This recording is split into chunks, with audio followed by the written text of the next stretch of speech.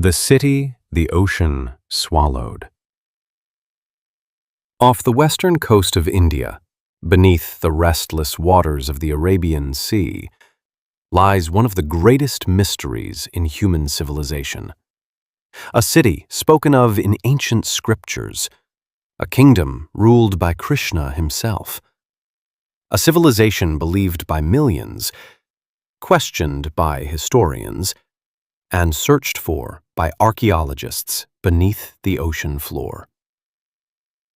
For centuries, many dismissed Dwarka as mythology, a symbolic story, a spiritual metaphor, a legend lost in time.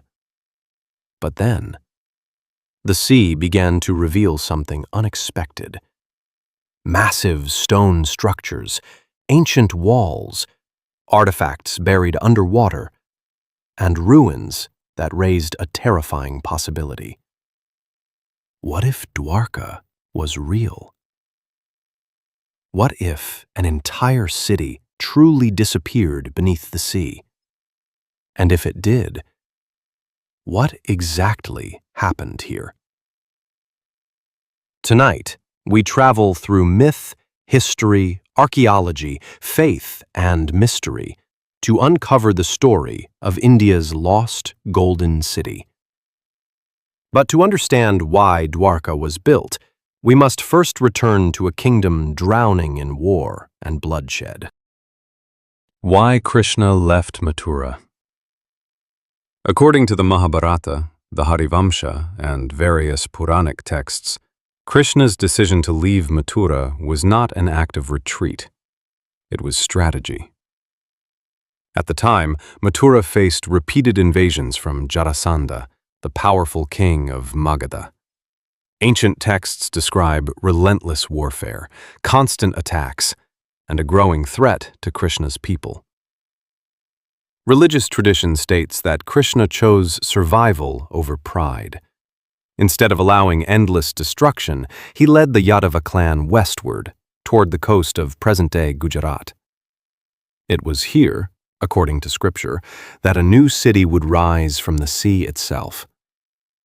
However, historians make an important distinction. While Krishna remains a deeply revered spiritual figure for millions, direct archaeological proof of his historical existence remains debated. What exists instead are layered traditions, ancient literary references, and a city whose memory survived for thousands of years.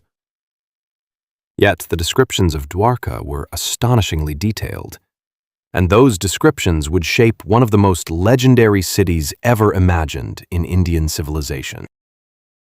The Golden City. The scriptures describe Dwarka as a city unlike anything the ancient world had ever seen. Built along the Arabian Sea, protected by massive walls, filled with grand palaces, gardens, temples, and shining streets. Some texts even claim the city was designed by Vishwakarma, the divine architect of Hindu tradition. Religious accounts describe golden towers reflecting sunlight across the ocean, busy ports connected to distant kingdoms, and a civilization thriving through maritime trade. Modern historians approach these descriptions cautiously. The supernatural elements belong to faith and mythology, but the idea of an advanced ancient port city along Gujarat's coast, that is historically plausible.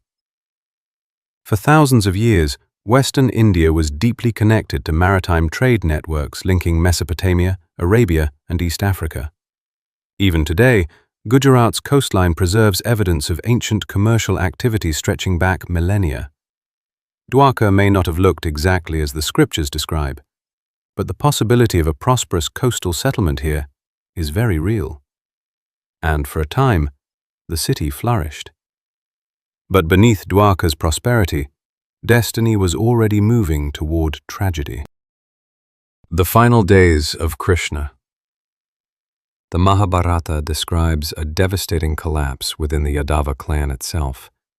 Internal conflict, violence, pride, and a curse said to have doomed Krishna's people. Religious tradition states that after Krishna's death, something unimaginable happened. The sea began to rise. Ancient texts claim Dwarka was swallowed by the ocean, leaving behind only memory and legend. For centuries, believers accepted this as sacred truth. Skeptics dismissed it entirely, because civilizations disappearing beneath water belonged to mythology, not history. Or so it seemed. Then, in the 20th century, divers entered the waters near modern Dwarka, and beneath the sea floor, they found something nobody expected. The discovery underwater. In the 1980s and 1990s, marine archaeologists from India's National Institute of Oceanography began underwater explorations near Dwarka and Bet Dwarka. Led by archaeologist S.R. Rao, teams reported discoveries of submerged stone structures, anchors, artifacts, and possible remnants of ancient habitation. Some findings appeared consistent with old port settlements. Stone anchors discovered offshore suggested maritime activity dating back many centuries. These discoveries triggered national excitement. Many believed Dwarka had finally been proven real. But the scientific reality was more complicated. Archaeologists and historians remain divided. Some researchers argue the underwater structures may indeed represent ancient coastal settlements affected by rising sea levels and shoreline changes. Others caution that definitive evidence directly linking the ruins to Krishna's legendary Dwarka has not been established. Dating methods remain debated. Interpretations differ, and many claims circulating online are exaggerated beyond what evidence currently supports. Yet one fact remains undeniable. Something ancient exists beneath these waters, and the ocean still guards most of its secrets. Because the deeper scientists explored, the more mysterious Dwarka became. The sea that erased a city. Could Dwarka really have submerged beneath the sea? Scientifically, the idea is not impossible. Across human history, coastlines have changed dramatically. Earthquakes, tectonic activity, storm surges, and rising sea levels have erased settlements across the world. Marine archaeology confirms that ancient shorelines near Gujarat are very different from what they once were. Some researchers believe parts of old coastal communities may indeed now lie underwater. But whether those ruins belong specifically to the legendary city of Krishna remains unresolved. And perhaps that uncertainty is exactly why Dwarka continues to fascinate the world. Because Dwarka exists in two realities at once. One Dwarka belongs to faith, the other belongs to evidence. And somewhere between them lies mystery. But while scholars debate the past, modern Dwarka continues to live, breathe, and worship. The Dwarka of today. Today, Dwarka stands as one of Hinduism's most sacred pilgrimage destinations. At the heart of the city rises the magnificent Dwarkadish temple, believed by tradition to mark Krishna's kingdom. The current structure dates largely to the medieval period, though the sacred site itself is far older in religious memory. Every year, millions of pilgrims arrive here. Some come searching for devotion, others come searching for history, and many come searching for something they cannot fully explain. At sunrise, temple bells echo across the Arabian Sea. Priests perform ancient rituals, and the boundary between myth and reality begins to blur. Visitors travel to Bet Dwarka, walk along the Gomti Ghat, watch the evening arti beside crashing waves, and everywhere, the city whispers the same question. Did Krishna truly walk here? No archaeologist can fully answer that. No scripture can scientifically prove it. Yet faith has preserved Dwarka's memory longer than many empires survived. And perhaps that is the city's greatest mystery of all. The city beneath time. Civilizations rise, civilizations disappear. Stone breaks, empires collapse, history fades, and eventually, even the sea becomes a graveyard of memory. Yet somehow, Dwarka survived.